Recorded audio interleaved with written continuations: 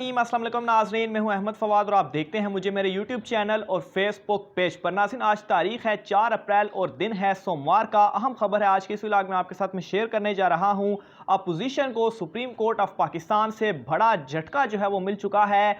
आखिर जो साजिशी ख़त वाला मामला था वो मामला भी खुल चुका है और जो मैंने अपने खदशात का इजहार किया था कि अपोजिशन सुप्रीम कोर्ट पर में जाकर मजीद फंसेगी, वो चीज़ें जो है वो अब होती हुई नज़र आ रही हैं। कुछ एक्सक्लूसिव डिटेल्स आज की इस व्लॉग में मैं आपके साथ शेयर जो है वो करूंगा।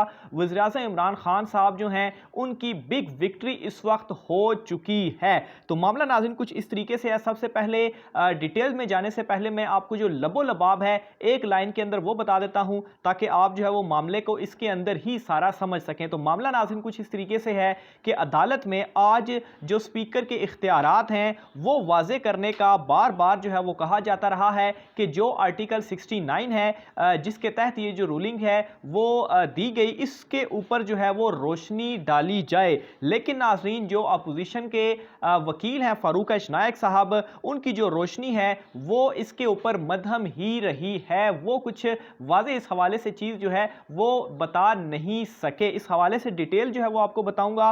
और जो शेरवानी वाला था जो कहता था कि वज़ीर-ए-आज़म की शेरवानी पहनने के लिए जो इंतज़ार में था, वो आज जो है वो कैसे सुप्रीम कोर्ट से भागा है और मायूस कुन चेहरे से आप कहें कि वो भागे हैं, इस हवाले से भी डिटेल जो है वो आपको बताऊंगा।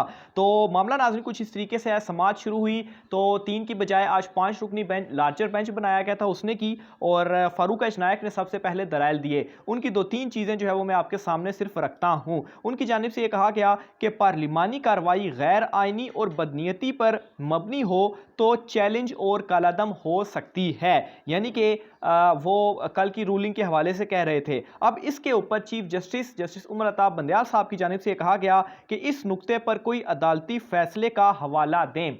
अच्छा, जब ये चीज़ कहा गई कि यानी कोई मिसाल जब अदालत में इस तरह से होता है तो कोई अदालती फैसले की नज़ीर पेश की जाती है, तो इसके ऊपर फारूक नायक साहब के पास कोई जवाब नहीं था क्योंकि इस तरह की कोई अदालती नज़ीर अभी तक सामने नहीं आई। जिस पर फारूक नायक साहब ये कहते हैं कि कल तक का उन्हें जो है वो वक्त दिया जाए तो इस नुक्ते के ऊपर मुतमईन कर दूंगा। अभी नाज़रीन जब कल इतवार वाले दिन जो है वो अदालत खोली गई और लगाई गई तब तो बड़ी जल्दी थी अपोजिशन को, और अब जो है ये वक्त मांग रही है कि हमें वक्त दिया जाए, हमें वक्त जो है वो दिया जाए। बहरहाल इसके ऊपर कोई जो है वो चीज पेश नहीं कर सके। इसके अलावा इस नुक्ते के ऊपर चीफ जस्टिस उमर अता बंदयाल साहब की जानिब से कहा गया कि आप वक्त मांग रहे हैं, हमारे पास आपसे ज्यादा काम करने को है। इसके अलावा एक इस्तदा आज मुस्तरद हुई है अपोजिशन की, और वो इस्तदा ये थी कि अदालत से ये कहा गया कि फुल बेंच जो है वो बनाया जाए, फुल कोर्ट बेंच, यानी कि 17 जो जजेस हैं उन जजेस के ऊपर एक फुल बेंच बनाया जाए। जिस इस्तदा को अदालत ने आज ना सिर्फ मुस्तरद किया बल्कि ये कहा कि जो फुल कोर्ट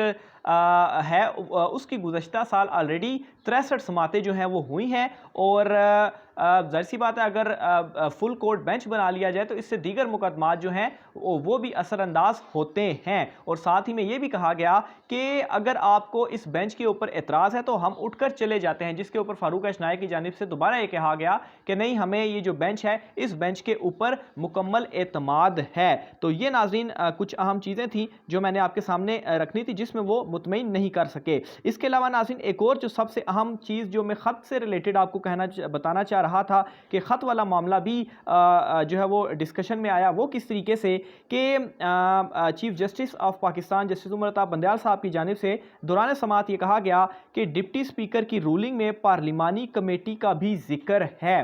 पार्लिमानी कमेटी जिसमें वो जो लेटर था वो रखा गया, यानी कि अपोजिशन ने जानबूझकर कमेटी में शिरकत नहीं की। चीफ जस्टिस की जानिब से कहा गया पार्लिमानी कमेटी बराए कौमी सलामती में सारा मामला रखा गया था। चीफ जस्टिस ने कहा इस सवाल का जवाब तमाम अपोजिशन जमातों के वकला ने देना है। यानी कि अगर इस साजिश के हवाले से हुकूमत की जानिब से ये कहा जाता रहा कि ये साजिश हुई है और हम जो है वो आपको ये लेटर दिखाते हैं, पार्लिमानी कमेटी के अंदर भी जो है वो रखा गया है, तो ये जो अपोजिशन जमातें हैं इन सब को इस मामले के ऊपर भी अदालत जो है वो इनसे पूछेगी और इसके ऊपर आपने जवाब भी देना है। और यही मामला था जिसके ऊपर मैं कह रहा था कि ये मामला भी ओपन होगा। फिर साथ ही साथ आज शाह महमूद कुरैशी साहब जो हैं उनकी जानिब से भी ये कहा गया कि अगर ख़त वाला जो मामला है, अगर अदालत ये कहेगी कि उन्हें ख़त दिखाया जाए तो वो उन्हें ख़त दिखाने के लिए तैयार हैं। यानी कि अगेन उन्होंने अपने आप को जो है वो इस मामले के ऊपर क्लियर किया। इसके अलावा नाज़रीन एक दो चीज़ें मज़ीद मैं आपको समात के अंदर रखूँगा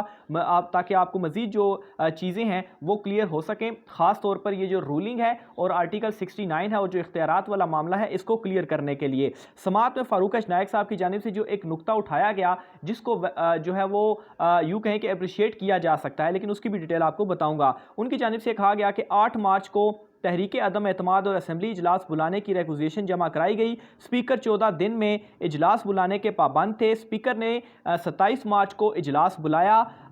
ये जो है वो उनकी जानिब से कहा गया। लेकिन नाजरीन इसके ऊपर जो जस्टिस जमाल बंदोखेल साहब थे उनकी जानिब से कहा गया कि आपका जो केस है वो इजलास को बर वक्त बुलाने का नहीं है। इसके अलावा जस्टिस मुनीब अख्तर साहब की जानिब से इन्हीं रिमार्क्स के ऊपर कहा गया कि स्पीकर ने इजलास ताख़ीर से बुलाने की वजूहात भी जारी की थी। वजूहात दुरुस्त थी या नहीं, इस पर आप जो मौक़िफ़ है वो दे सकते हैं, लेकिन स्पीकर अदम एतमाद पेश करने की इजाज़त लेकिन जो असल मुद्दा था वो तो ये था कि आपने हमें जो रूलिंग है उसके ऊपर बताना है। अब वो पिछली सारी हिस्ट्री बुलाया गया नहीं बुलाया गया, हालांकि वो चीज़ें तमाम मैंने बताई हुई हैं कि वो किस तरीके से उन्होंने ठीक जो मामला थे वो सारे किए हुए थे। तो बहरहाल ये एक इधर उधर की जो बातें थी वो भी आज होती रहीं, जिसके ऊपर मज़ीद जो है वो ये कहा गया कि चीफ जस्टिस साहब की जानिब से कि आप इन सब चीज़ों को छोड़ें और जो आपका मुकदमा है, जो असल हक़ाइक़ हैं, आप उसकी जानिब जो हैं वो आएँ। अच्छा, इसके ऊपर मज़ीद जो एक अहम नुक्ता जो मैं आपको बता रहा था फारूक नायक ने उठाया वो ये था कि ऐवान में अगर कोई सवाल उठाता है तो इस पर ऐवान में बहस लाजमी है। फवाद चौधरी के सवाल पर बहस ना करना प्रोसीजरल गलती हो सकती है, ये कहा जस्टिस मुनीब अख्तर साहब ने। यानी कि फवाद चौधरी ने जो सवाल उठाया था उस पर उन्होंने ये नुक्ता उठाया कि इसके ऊपर बहस नहीं की गई और रूलिंग दे दी गई, लेकिन इस पर जज साहब ने ये कहा कि ये एक प्रोसीजरल गलती जो है वो हो सकती है। तो इसके ऊपर मतलब है कि बहस ना करना, असल मुद्दा जो था वो रूलिंग, और उसके ऊपर जो है वो कोई भी चीज़ अभी तक आपकी सामने नहीं आई। अच्छा, इसके अलावा मज़ीद आपको बताता चलूँ, फारूक नायक साहब ये कहते हैं तहरीक अदम एतमाद 3 मिनट से भी कम वक्त में मुस्तरद कर दी गई, जिसके ऊपर चीफ जस्टिस ने यह कहा कि कानूनी नुक्ते पर बात करें, ये जो जज्बाती गुफ्तगू है ना करें। डिप्टी स्पीकर की रूलिंग किस तरह से गैर आइनी है ये बताएं। यानी कि अगेन बार बार जो है वो ये कहा गया कि जो रूलिंग है किस तरह से गैर आइनी है, इसके ऊपर दलाइल दें या कोई अदालती फैसला है, अदालती नज़ीर है वो बताएं, लेकिन वो नुक्ते जो है वो नहीं बताए गए। अच्छा, इसके अलावा जो मज़ीद इसमें जो दलाइल थे उससे जो अखज़ चीज़ें की गई वो ये कि आपका नुक्ता है अदम एतमाद पर वोटिंग फ़िक्स थी। आपका कहना है वोटिंग पर फिक्स होने के बाद अदम एतमाद मुस्तरद जो है वो नहीं हो सकती। ये एक वो इंपॉर्टेंट पॉइंट था जो मैं कहता हूँ कि फारूक नायक ने उठाया कि एक मरतबा वोटिंग अगर फिक्स है तो फिर ये अदम एतमाद जो है वो मुस्तरद नहीं की जा सकती,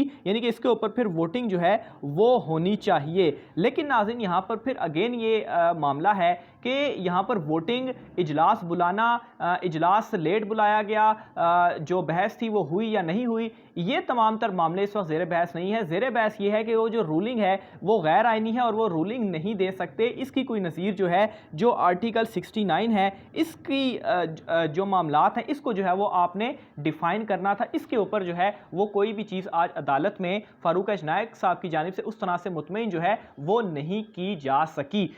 जो आज की कार्रवाई है ये उसकी सारी डिटेल मैंने आपके सामने रखी। कल 12 बजे तक ये समात दोबारा गई है, कल 12 बजे जो है वो दोबारा ये समात की जाएगी। बहरहाल वो जो लेटर वाला मामला था वो तो आज डिस्कशन में भी आ गया है। इसके अलावा नाज़रीन दो मजीद अहम खबरें आपको देता चलूँ कि वज़ीर-ए-आज़म इमरान खान साहब की जानिब से जो एक प्रोटेस्ट की कॉल दी गई थी उसको जो है वो आज शाम को इमरान खान साहब खुद भी ज्वाइन करेंगे। और दूसरे नंबर पर जो इस वक्त पंजाब में गहमा गहमी है, कल जो है वो इमरान खान साहब लाहौर में जाएंगे और कुछ मुलाकातें जो हैं वो वहाँ पर उनका इम्कान इस वक्त ज़ाहिर किया जा रहा है, क्योंकि वहाँ पर जो स्पीकर का इंतखाब और जो वज़ीर आला पंजाब का इंतखाब, फिर वो उनकी गवर्नर से भी मुलाकातें हुई, उस्मान बुज़दार साहब से भी मुलाकातें हुई, तो वहाँ पर भी कुछ जो डिसीजंस हैं, कुछ मुलाकातें हैं वो कल करने के लिए जा रहे हैं। मज़ीद जो भी तफ़सीलात होती हैं वो भी आप नाज़रीन से शेयर करते रहेंगे। राय के साथ कमेंट बॉक्स में कीजिएगा। आज के वेलक्स मुझे